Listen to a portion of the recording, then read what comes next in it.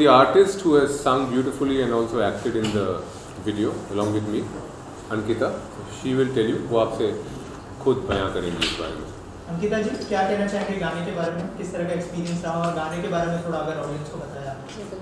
तो सबसे पहले मैं कहना चाहूँगी कि I am very thankful to Abhishek Ray sir, जिनकी वजह से मुझे बारिश में भीग भीग के इस गाने को परफॉर्म करने का अवसर मिला। और जैसा कि आप जानते हैं टाइटल सेज ये बारिशें, तो ये बारिश का एक बहुत ही खूबसूरत गाना है और हमने इसे प्योर बिल्कुल एक बहुत ही खूबसूरत एनवायरनमेंट, जैसा कि सर ने बताया कि सीताबनी वाइल्ड लाइफ रिजर्व में इसे हमने शूट किया है और प्योर बारिश का सॉन्ग है। मुझे याद है कि जब हम इसे शूट कर रहे थे तो मैं कोई भी वक्त ऐसा नहीं था जब मेरे कपड़े भीगे हुए नहीं थे, मेरे बाल भीगे हुए नहीं थे। पूरे हर वक्त मैं एक ड्रेस चेंज करती थी, हम शूट करके आते थे वापस पूरी भीगी हुई फिर चेंज करती थी और जैसे ही मैं बाहर अपने रूम से बाहर निकलती थी हम वापस मैं पूरा भीग जाती थी और भीगे हुए ही लम्हों में और उसमें ये पूरा गीत शूट हुआ है। और आप इसे देखेंगे तो आपको खुद लगेगा कि घर के बाहर जैसे बारिश का माहौल है, आप ऐसे खुद सराबोर हो जाएंगे इस गाने को देख के। आपको लगेगा कि आप किसी बारिश की जगह पर आप खुद उस जगह पर पहुंच गए हैं। तो मैं कहना चाहती हूँ कि एक बहुत ही यूनिक एक्सपीरियंस था जो मुझे मिला सीताबनी वाइल्ड लाइफ रिजर्व में इस गाने को शूट करते हुए।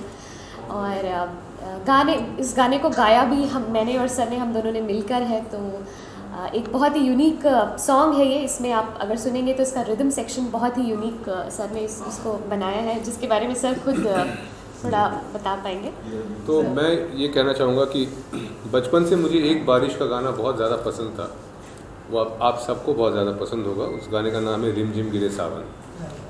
तो रिम झिम गिरे सावन का जो लता जी वाला वर्जन है, खासकर मुझे वो इसलिए पसंद है क्योंकि जिस तरह से वो गाना मंजिल फिल्म में शूट हुआ है, जिसमें बच्चन साहब और मौसमी एकदम बारिश में भीगते हुए अनायास बात करते हुए बारिश का मज़ा लेते हुए वो गाना शूट हुआ है उन दिनों। आज तक अगर आप वो गाना देखेंगे उसमें कोई आर्टिफिशियल रेन मशीन नहीं है, उसमें कुछ भी आर्टिफिशियल नहीं है। जुहू बीच आपके मरीन लाइन्स में वो लहरें आ रही हैं और वो भीग रही हैं और बारिश हो रही है और पूरा गाना वैसे शूट हुआ है। तो तब से मेरा मन था कि कोई ऐसा दिन आएगा कि ऐसा कोई गाना बनाऊंगा मैं जिसमें वाकई बारिश में भीग भीग के, कोई आर्टिफिशियल रेन मशीन ये सब तामझाम ना हो, बादल हो, वाटरफॉल्स हो, बारिश हो। और वो एक मन में था, वो as a film maker, as a composer हमेशा से वो बात मेरे मन में थी कि ऐसा कोई गाना मैं शूट करूँगा यूँ ही जैसे मंजिल फिल्म में वो रिम झिम गिरे सावन गाना था। तो मेरा एक कॉम्पोजिशन था ये बारिश है, जो ख़ास बारिशों का गाना था। और हम देखते आ रहे हैं कि पिछले कुछ सालों से बारिश का गाना मतलब hot women wearing hot pants and very artificial kind of rain experience. The natural rain experience had gone, so we have tried to bring that back with this song. And आशा करता हूँ कि जो ये पहाड़ी बारिश है, माउंटेन रेन, आपको बैकग्राउंड में स्मोक मशीन वाला धुंध नहीं है, एक्चुअल बादल है। तो white out that is happening in this song is actually clouds passing by, जैसे हिमालयन वाटरफॉल जिसके बीच में बैठ के ये गा रही हैं और वो पीछे वो फ्लोइंग वाटर है। तो कोरोना का माहौल है, वैसे ही लोग घर में बंद हैं। तो मेरा ये मन है कि और ये आशा करता हूँ कि इस तरह की जो ताजगी है इस गाने में वो लोगों तक पहुँचे और लोग कुदरत से जुड़े, बारिश से जुड़े। और अंकिता के साथ काम करने का एक्सपीरियंस कैसा रहा आपका? सबसे ख़ास बात यह है कि अंकिता की जो आवाज़ है, मैंने 4 जनरेशन के सिंगर के साथ काम किया है। I was introduce to the industry by Gulzar sahab. तो आशा भोसले जी के साथ मैंने गाने रिकॉर्ड किए हैं। सो from Gulzar sahab, Asha Bhosle to the next generation of Kavita Krishnamurthy, Udit Narayan, Hariharan sahab, Alka Yagnik ji, to the next generation of singers, which is Shreya. Shreya has sung a lot of my songs. Sunidhi, Sonu Nigam, Shan, and the next generation of singers like Pratibha Baghel, Bhumi Trivedi, Ankita. तो ये 4 generation के singers के साथ काम करने का मुझे सौभाग्य रहा है। तो ओरिजिनल वॉइस की कुछ खासियत होती है कि ओरिजिनल वॉइस किसी और आवाज़ की तरह नहीं होती। तो प्लेबैक के लिए मैं ये मानता हूँ कि सबसे ज़रूरी होता है कि कोई भी प्लेबैक वॉइस अगर दूर तक जाए उसमें एक अपनी बात होनी चाहिए, उसकी अपनी एक खासियत होनी चाहिए मैं इसकी तरह गाती हूँ, मैं उसकी तरह गाती हूँ, वो आवाज़ें वर्जन आवाज़ें हैं या कवर वॉइसेस हैं, पर प्लेबैक वॉइस की एक अपनी अंदरूनी क्वालिटी होती है, वो मुझे अंकिता की आवाज़ में शुरू से ही लगता है। और बहुत मीठी आवाज़ है, बहुत अनायास गाती है, पानी की तरह गाती है, इसलिए ये बारिशों में उनकी आवाज़ बहती हुई नज़र आती है। एक और ख़ास बात बोलना यहाँ पे लाजमी है कि इनसे मेरी मुलाकात कैसे हुई। तो मैं हमेशा से ही, क्योंकि गुलजार साहब ने मुझे लॉन्च किया था और उनके साथ मेरे बहुत सारे गाने हैं, तो एस.डी. बर्मन, गुलजार, सलील चौधरी, मदन मोहन, राहुल देव बर्मन, ये आइकन्स हैं जिनका मैं बंगाली कंपोज़र हूँ, तो ये ऐसे आइकन्स हैं जिनके मेलोडी सुन सुन के मैं बड़ा हुआ हूँ, पला बड़ा हूँ। तो एक बार दिल्ली में मुझे याद है टाइम्स ऑफ इंडिया ने उन दिनों मेरी फिल्म हासिल आई थी और गुलजार साहब के साथ उदास पानी एक एल्बम रिलीज़ हुआ था, अगला एल्बम कगार पे था रात चांद और मैं। तो उस दौरान एक शख्स ने टाइम्स ऑफ इंडिया ऑफिस में फ़ोन करके, मेरा जब इंटरव्यू छपा, उनसे मेरा नंबर लेके वो मेरे साथ कनेक्टेड हुए और उन्होंने मुझे फ़ोन किया, कहा कि मुझे आपका काम बहुत अच्छा लगा, तो मेरा नाम है राहुल देव बर्मन। तो मैं बहुत ज़्यादा अचंभित था इस बात को सुन के कि आर.डी. बर्मन कैसे मुझे फ़ोन कर रहे हैं। तो हुआ ये कि वो जो राहुल देव बर्मन थे, वो महान संगीतकार आर.डी. बर्मन के फर्स्ट कज़िन थे और उनका नाम भी राहुल है, राहुल देव बर्मन है। So is from the Dev Burman family.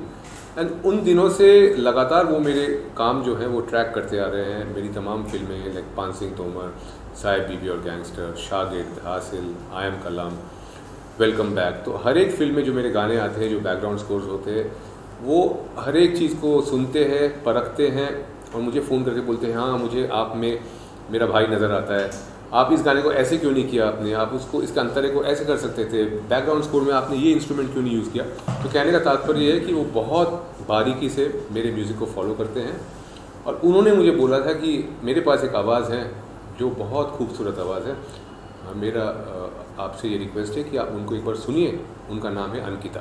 So that's how I met Ankita, through that contact, Rahul Dev Burman. और जैसे आपने रीमेक की बात की, इस रीमेक के दौर में आपको लगता है कि ओरिजिनल गाना बनाना एक चैलेंज है कि ऑडियंस एक्सेप्ट करेगी या नहीं करेगी, उसको लेके क्या कहना चाहेंगे? अंकिता जी, आपसे भी सवाल करना चाहूँगा, बताएं। देखिए, मैं बहुत ज़्यादा ओरिजिनलिटी में विश्वास रखती हूँ, मुझे रीमेक का ज़माना कभी से पसंद नहीं रहा। और जैसा कि सर ने बोला कि मैं पुराने गीतों में इंटरेस्ट रखती हूँ, अनायास गाती हूँ और इसीलिए मुझे कभी भी मेरा रुझान रीमेक गानों की तरफ कभी रहा ही नहीं। वैसे मैं बहुत सारे प्रोग्राम्स करती हूँ, लता जी को, आशा जी को गाती हूँ, लेकिन वो दौर ही अलग था जब पंचम दा, सलिल दा, एस.डी. बर्मन जी के जो गीत आते थे, वो दौर अलग था। और अगर मैं उनके गानों का कवर करती हूँ या उनके गानों को गाती हूँ तो मैं अपने आप को बहुत मैं आई फील वेरी प्रिविलेज्ड कि मैं उन गीतों को उस तरह से कोशिश कर सकती हूँ गाने की। But I have never believed in remaking the song, जो आजकल रिप्राइज वर्जन्स और बोलते हैं कि हम उसको कवर करके उसको शूट करेंगे, उसको ऐसे बनाएंगे। मुझे नहीं याद है कि मैंने कभी ऐसा किया हो और मैं बहुत अपने आप को लकी समझती हूँ। I am very privileged, very lucky that I got to meet Abhishek sir, जिनके कारण मुझे ओरिजिनल गाने गाने का मौका मिला। और मैं कहना चाहूँगी कि ये बारिश है मेरा इनके साथ this is the fourth song that we have done together.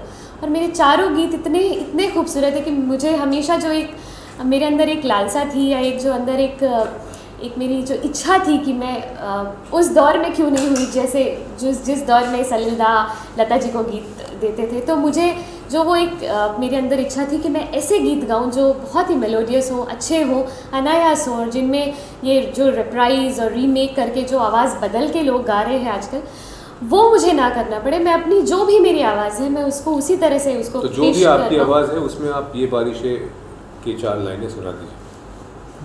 ये बारिशें हुई संदली, खुशबू जो तेरी खुली, ये ख्वाहिशें उड़ने लगी, तेरी लगन जो लगी, तेरी लगन जो लगी। अभिषेक जी, आप क्या कहना चाहेंगे जो मैंने अंकिता जी से पूछा, आप क्या सोचते हैं इस बारे में? देखिए, मेरा इस बारे में जजमेंटल होना शायद ठीक ना हो, पर मुझे ये लगता है कि हर एक इंसान, हर एक आर्टिस्ट किसी चीज़ के लिए बना है। हर एक आर्टिस्ट की अपनी एक वजूद है और वो यहाँ पे क्यों है वो जहन में रखना ज़रूरी है। तो मैं तो शुरू से ही I have been a singer composer who always done original work in films. My first album was Udaas Paani with गुलजार साहब, फॉलोड बाय रात चांद और मैं, फॉलोड बाय कब आते हो, and all the films that I've done are in diverse genres. I mean, from pure deep dark romance like Sahib Bibi और Gangster, और एकदम ही बीहड़ की फिल्में जैसे पान Singh Tomar, gloss gangster comedy like welcome back. तो मेरा तो रुझान शुरू से ही, मैं बना ही हूँ ओरिजिनल म्यूज़िक के लिए। मुझे तो समझ में ही नहीं आता कवर का जो कॉन्सेप्ट है। हालांकि आज के जो आर्टिस्ट हैं मुझे लगता है उनको जल्दी जल्दी कुछ व्यूज़ मिल जाए, कुछ लोग उनको देख ले, तो इसलिए किसी एक नामचीन गाने का एक कवर करने के कुछ फ़ायदे होते हैं कि एक शॉर्ट टर्म गेन होता है, लेकिन लॉन्ग टर्म में मुझे लगता है किसी भी आवाज़ हो या कंपोज़र हो या कोई भी आर्टिस्ट हो, उसको अगर अपनी जगह बनाना है तो eventually why would the world remember an artist for the work that he has done himself, चाहे वो अच्छा हो बुरा हो कुछ भी हो, पर वो अपना तो हो, बच्चा अपना तो हो, पराया तो ना हो। तो कवर्स के कुछ शॉर्ट टर्म गेन्स होते हैं, पर उस दिशा पे मैं कभी चला नहीं हूँ, तो इससे ज़्यादा इस बारे में बोलना शायद उचित नहीं है मेरे लिए। और एक बात को मैं हमेशा जहन में रखता हूँ कि इतनी सारी फिल्में मैंने कर ली, लेकिन जो मेरा पहला काम था उदास पानी विद गुलजार साहब, उस दौरान एक प्रेस कॉन्फ्रेंस में गुलजार साहब को जब स्टेट्समैन न्यूज़पेपर ने इंटरव्यू किया था, तो कई बातें उन्होंने बताई मेरे बारे में। उसके बाद उन्होंने एक बात बताई कि after long I have met a young composer whose melodies remind me of Salil Chowdhury. तो अगर मेरी शुरुआत इस तरह से हुई थी, तो उस शुरुआत को नज़रअंदाज करते हुए मैं ऐसा कोई काम कभी करता नहीं हूँ जो उसको हल्का कर दे। और मेरे लिए आज तक मेरे करियर का सबसे हाई पॉइंट यही रहा है जो इन्होंने मेरे बारे में स्टेट्समैन को तब बोला था 2002 में। इतने साल बीत गए, इतने काम मैंने किए, इतनी फिल्में, इतने गाने, पर इसके बावजूद जो एक आर्टिस्ट के जहन में एक सिंगुलर हाई पॉइंट नज़र आता है, वो आज तक मेरे लिए वही है। तो मैं उसको बरकरार रख के चलना चाहता हूँ। अभिषेक जी, आपको जो एक राष्ट्रपति अवार्ड से भी नवाजा गया है, वैसे तो बहुत सारी उपलब्धियां हैं। राष्ट्रपति नहीं, स्वाभिमान भारत अवार्ड से नवाजा गया है, तो उस बारे में कुछ बताना चाहेंगे आप ऑडियंस को? जी, इस साल मुझे स्वाभिमान भारत मिला। उसका एक कारण ये है कि शायद प्रेस और मीडिया इस बात से वाकिफ़ नहीं है कि मैंने बॉलीवुड से जितना भी थोड़ा बहुत कमाया, जो भी मेरी पूंजी थी, वो सारा मैंने एक पहाड़ी में डाला कॉर्बेट नेशनल पार्क के साथ में। और वो बंजर पहाड़ी थी जिसको मैंने पिछले 12 सालों में जंगल में परिवर्तित किया है। आज के डेट में वो एक घना जंगल है जिसका नाम है सीताबनी वाइल्ड लाइफ रिज़र्व। तो सीताबनी वाइल्ड लाइफ रिज़र्व मैंने फाउंड किया था 2008 की बात है, और तब से लेकर आज तक मैंने करीब 4500 पेड़ लगाए वहाँ। मैंने वाटर बॉडीज़ बनाए, मैंने जानवरों और पंछियों के लिए अलग अलग किस्म के फलदार पेड़ लगाए। गर्मी के मौसम में जंगली जानवर प्यासे ना रहे इसलिए उनके लिए बड़े बड़े तालाब बनाए जिसमें हमेशा पानी रहता है। तो ये एक मेरा निजी एक आत्मतृप्ति के लिए मैंने किया। और मैं 14 साल की उम्र से गवर्नमेंट ऑफ इंडिया के लिए बाघ गणना में हर साल मेरी नियुक्ति होती है। I am a government bona fide tiger and leopard tracker. तो हमेशा से मैं बाघ गणना में, जो आपके पास संख्या आती है कि इतने बाघ हमारे देश में है, इतने टाइगर्स हैं, हमारे ऐसे लोग जाके फील्ड में उनको गिनते हैं, तभी वो संख्या आपके सामने आती है। और ये शुरू से ही रहा है मेरे अंदर। और Sitabani wild life reserve is an extension of that, जिसके कारण इस साल मुझे स्वाभिमान भारत मिला। और कई इंटरनेशनल पब्लिकेशंस जैसे कि डिस्कवरी चैनल, TLC, इन सब ने मुझे कवर किया for Sitabani wild life reserve. और 2013 में एक वाइल्ड टाइग्रेस, कम्प्लीटली वाइल्ड एक बाघिन ने आके मेरी ज़मीन पे अपने बच्चे दे दिए, और वो बच्चे वहाँ पले बड़े। उसके बाद जो है Sitabani wild life reserve became world famous. तो मैंने तो सिर्फ बनाया, लेकिन जो ट्रस्ट एक टाइग्रेस ने मेरे ऊपर दिखाया वहाँ के बच्चे देखे, उसने उस जगह को दुनिया में प्रख्यात कर दिया। She is responsible for making it famous across the world. मैंने तो सिर्फ प्रयास किया था, पर नेचर ने उसको एक्सेप्ट किया in form of that tigress. Sir, lastly आप दोनों से जानना चाहूँगा, अगला कोलैबोरेशन क्या होने वाला है आप दोनों का? अगर कुछ अपकमिंग प्रोजेक्ट्स के बारे में बताया। इसके तुरंत बाद कुछ गाने मेरे लाइंड अप है with artist like Pratibha Baghel, Shreya Ghoshal, there is Shaan, जैसे song with Sonu Nigam, there couple of songs lined up, और अंकिता जी के साथ भी कुछ गाने मेरे प्लान है। और इसके पहले वाले गाने भी आप ज़रूर देखें, जैसे कि महकी महकी, जिसको हमने शूट किया लाइमस्टोन क्वारीज में, pure white limestone in different parts of Rajasthan. Then there are beautiful songs like Badli, जो अलग अलग फोर्ट्स में शूट हुए हैं। तो ये सब सिनेमैटिक वीडियोस हैं। मुझे सिनेमैटिक वीडियो शूट और डायरेक्ट करना बहुत पसंद है, और मैं ये कहना चाहता हूँ कि हर महीने एक बड़ा गाना मैं आपके लिए ज़रूर लाऊंगा। माहौल बदल रहा है, मौसम बदल रहा है, आने वाले टाइम में शायद फिल्मों में भारतवासियों को इतने ज़्यादा गाने ना मिले, क्योंकि जो नई फिल्में बन रही हैं जिनके लिए मैं कंपोज भी कर रहा हूँ, उसमें बैकग्राउंड स्कोर ज़्यादा है, गाने कम हैं। क्योंकि मुझे लगता है आने वाले दौर में गानों की जो इच्छा है, लोगों को गाने सुनने की जो एपेटाइट है, वो शायद फिल्मों से पूरी ना हो। वो एपेटाइट जो है वो नॉन फिल्म सॉन्ग से, अच्छे ओरिजिनल नॉन फिल्म सॉन्ग से पूरे होंगे। और ये बदलाव तो अमेरिका जैसे देशों में बहुत पहले हो ही चुका है, भारत में ये आज हो रहा है। It's good to understand this transformation. ये जो नया मौसम है, इसके साथ अपने आप को ढलना और इसके अनुसार काम करना। फिल्मों में बैकग्राउंड स्कोर, फिल्मों में OST, नॉन फिल्म में अच्छे गाने, मुझे लगता है that is the way forward. Ankita ji आपको बताएंगे। जी, मैं भी बिल्कुल सहमत हूँ सर की बात से, क्योंकि ओरिजिनल आर्टिस्ट लाइक अस, जो हम लोग कवर्स नहीं कर सकते, रिप्राइज वर्जन्स नहीं गा सकते, तो हम हमेशा एक इंतज़ार में रहते हैं कि एक अच्छा ओरिजिनल कंपोज़र हमें एक अच्छा ओरिजिनल गाना दे, जिसमें हम अपनी आवाज़ में, जो हमारी अपनी आवाज़ है, उसमें हम कुछ अच्छा गा सकें, कुछ अच्छा प्रयास कर सकें। तो मैं हमेशा से मेरी इच्छा है कि मैं फ़िल्मों में गाऊँ, लेकिन आफ्टर मीटिंग अभिषेक सर, मुझे ऐसा लगा कि अच्छे गाने हमें नॉन फिल्म से भी मिल सकते हैं, नॉन फिल्म सिंगल्स भी हमें बहुत अच्छे अच्छे गाने मिल सकते हैं। वहाँ पे हम अपना हुनर दिखा सकते हैं, अपना टैलेंट दिखा सकते हैं। We can sing our heart out. So I am very happy that वो दौर चल रहा है इस समय, जब हमें अच्छे सिंगल्स गाने के लिए, और अच्छे कंपोजर्स हैं जो बहुत अच्छे सिंगल्स बनाते हैं, so that artist like us can get a flavour of singing the playback, doing a playback song and singing in a studio and then singing a nice good song. तो एक तरह से हमारे लिए तो ये बहुत ही अच्छा है जी। एक गाना जो शान ने मेरे लिए गाया था, उस गाने को सुन के इन्होंने बोला कि मुझे भी ये गाना गाना है, इसका फीमेल वर्जन आप क्यों नहीं करते? दो लाइनें हो जाएगा। हाँ, तो महकी महकी वो गाना है, उसकी 2 लाइनें आपको गा के सुनाएंगे। महकी महकी ख्वाहिशें हैं जब हमारे तुम हुए, रात सिमटे दिन अधूरे, अब मुकम्मल सब हुए, बारिशों में अब के बार और करीब आ जाओ ना, रुत कोई भी हो मगर बदली बन तुम छाओ ना।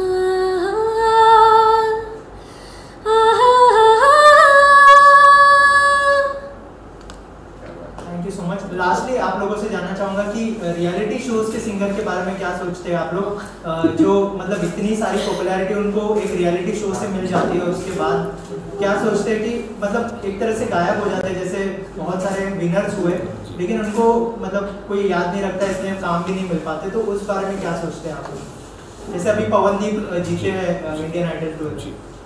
मैं सबसे पहले तो मेरी हार्दिक शुभकामनाएं। Is a very very good singer, very talented singer. और ये जो बच्चे अपना सब कुछ छोड़ के एक रियलिटी शो को जीतने के पीछे लग जाते हैं, एक तरह से ये अपनी ज़िंदगी न्योछावर कर देते हैं म्यूज़िक के लिए, संगीत के लिए। तो it's a very good platform for people to reach the national audience immediately. तो एक उसका पॉजिटिव साइड ज़रूर है, और नेगेटिव साइड ये है कि उसके बाद क्या, और उसके बाद जो आप कहते हैं ना कि 4 दिन की चांदनी फिर अंधेरी रात, तो ये बात जो है ये एक घोर सच्चाई है। तो इसको मिटिगेट करने के लिए मुझे लगता है कि एक आर्टिस्ट को पूरी तरह से सिर्फ रियलिटी शो पे ही निर्भर नहीं रहना चाहिए, और भी अपने जो तरीके हैं म्यूज़िक से कमाने का और म्यूज़िक से अपने आप को the biggest challenge is to earn out of music and make a living out of music, and that is something they should keep in mind. और कहीं रियलिटी शोज़ में जाने के कारण आपका बचपना जो है, आपका जो बचपन है, बचपन के खूबसूरत दिन है, वो ना खो जाए, इस पे भी थोड़ा ध्यान रखना ज़रूरी है। बाकी ये एक बदलाव है जिसमें एक नया दौर है, जिसमें लोगों को इसके अलावा कोई चारा नहीं है। छोटे शहरों से आप हैं, आप गाते हैं अच्छा है, लेकिन आपके पास और कोई ज़रिया नहीं है, तो ये एकमात्र ज़रिया बन के रह गया है to reach out immediately. So we have to use it judiciously, it has a plus and a minus both. क्या आप कहेंगे? जी, मैं भी यही कहना चाहती हूँ कि obviously this is a very good platform to reach to the national audience. और मुझे याद है कि मैंने लखनऊ में जब सारेगामापा का ऑडिशन दिया था and I got selected for it for the studio rounds. और मुझे याद है कि उस समय शान लखनऊ आए हुए थे and it was a great first time मैं उनसे मिली थी। और मैंने उनकी फ़िल्म दिल चाहता है तब रिलीज़ हुई थी और मैंने दिल चाहता के बहुत सारे गाने स्टेज पे गाए थे एंड शान वाज आल्सो विद मी और हमने काफ़ी इन्जॉय किया था। शान और आज आपने वो गाना गाया जो शान ने भी गाया है। हाँ, तो because of some family circumstances मैं जा तो नहीं पाई सारेगामापा में। I couldn't go for the studio rounds in Mumbai. But मैं सच में ये कहना चाहती हूँ कि उसमें बहुत मेहनत लगती है, उस राउंड तक स्टूडियो तक पहुँचने में बहुत मेहनत लगती है। बहुत सारी फैक्टर्स उसमें अपना रोल प्ले करते हैं। It's not just your talent but lot of other factors also play a good role कि आप एक नेशनल टेलीविज़न पर आए। तो जैसा कि सर ने कहा कि उसमें वो बहुत मेहनत करते हैं, बहुत सब कुछ अपना उसमें मैंने भी अपना सब कुछ लगा दिया था। बट जैसा कि है कि मैं आई एम फ्रॉम लखनऊ, तो घर का एटमॉस्फेयर ऐसा था कि पढ़ाई करनी है, you have to be academically good. तो हम सारे भी हम पढ़ने में भी लगे हुए थे और साथ साथ म्यूज़िक भी चल रहा था। बट आई एम श्योर कि जो Pawandeep and all the Arunita all those guys who have been here, वो अपना सब कुछ लगा देते हैं, अपना सारा कुछ अपना studies and everything they put in and उनका फोकस ही पूरा म्यूज़िक हो जाता है। तो definitely it's a great platform. लेकिन मुझे ये भी लगता है कि अगर आपके अंदर टैलेंट है तो वो कहीं ना कहीं अपना रास्ता खोज लेता है। और ये एक बहुत खूबसूरत बात मुझे सर ने भी बोली थी कि अगर तुम्हारे पास अच्छी आवाज़ है तो आवाज़ अपना रास्ता खुद बना लेगी। थोड़ी सी तुम मेहनत कर लो, आवाज़ अपना रास्ता खुद ढूंढेगी, वो अपने मुकाम पर पहुँचेगी किसी तरह। तो मुझे लगता है मैं गा रही थी, R.D. बर्मन जी, मैं उनको बड़े मामा बोलती हूँ, उन्होंने मुझे कहीं सुना और उन्होंने मुझे इनके तक पहुँचा दिया। तो मेरी आवाज़ इन तक पहुँच गई और आज I am privilege to sing these 4 songs with him, with an original composer in Mumbai। तो मैं अपने को बहुत ही खुशनसीब लकी समझती हूँ कि मेरी आवाज़ यहाँ तक पहुँची। अगर उस समय मेरी आवाज़ तैयार नहीं होती तो शायद मुझे ये गाने नहीं मिलते। तो ऑब्वियसली मेहनत पे बहुत कुछ डिपेंड करता है और मुझे लगता है एक अच्छी आवाज़ अगर आप कोशिश करते रहिए तो कहीं ना कहीं से वो रास्ता ढूंढ के एक सही इंसान तक या एक सही जगह पर पहुँच ही जाती है। Thank you so much and all the best.